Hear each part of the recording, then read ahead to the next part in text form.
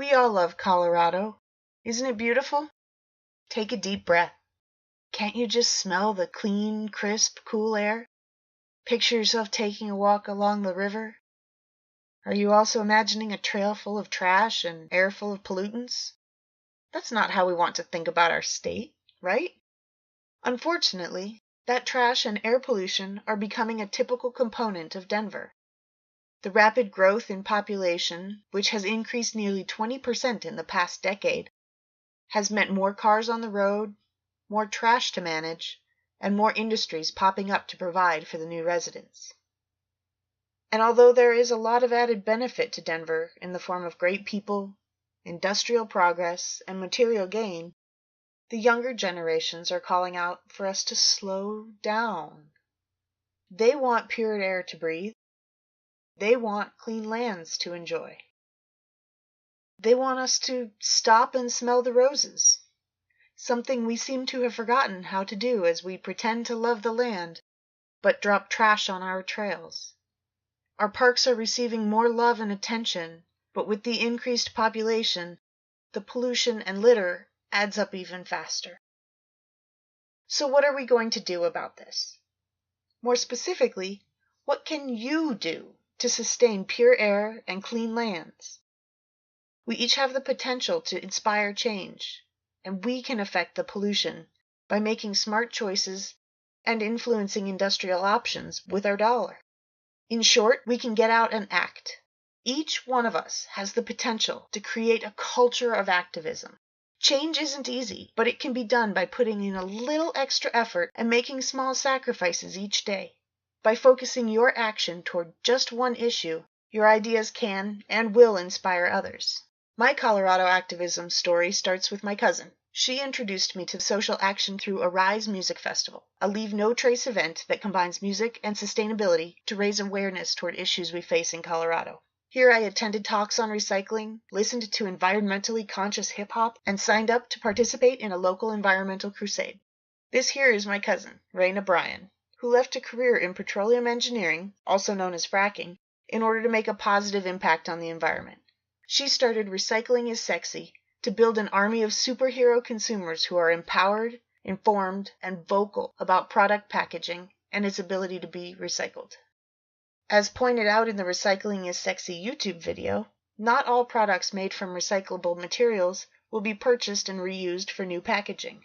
To really make a difference within the production industry, we need to understand what occurs within both the manufacturing and recycling process in order to make better choices as consumers.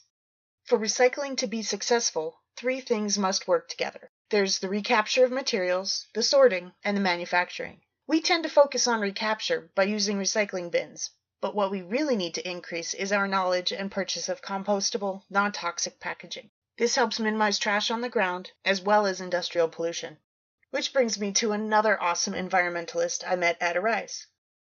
Meet Shutezcott Martinez and his crew, the Earth Guardians.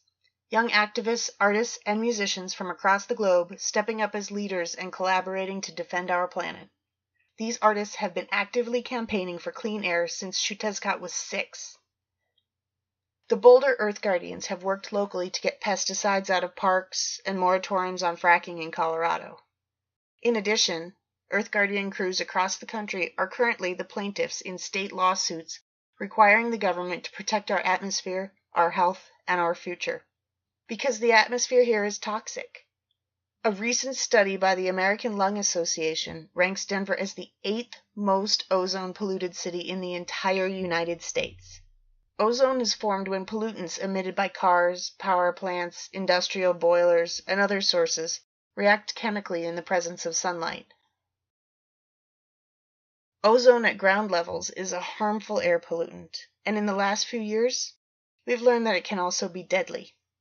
Recent research shows that not only does breathing ozone instigate lung and heart issues, but it has also been determined that breathing ozone shortens your life.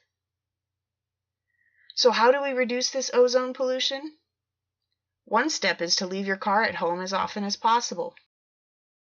Bike when you can, or take our amazing light rail system to cut down on longer driving distances.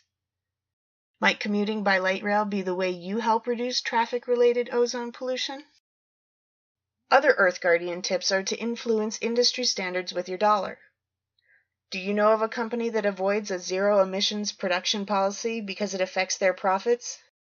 You can encourage them to change that by affecting their bottom line. If we don't buy it, they will change their pollution practices. It is also important that we encourage the adoption and enforcement of cleaner industrial production standards. Under the Clean Air Act, the EPA sets limits on air pollutants coming from sources like chemical plants, utilities, and steel mills. You can help protect these standards by continuously contacting your local Colorado district representatives.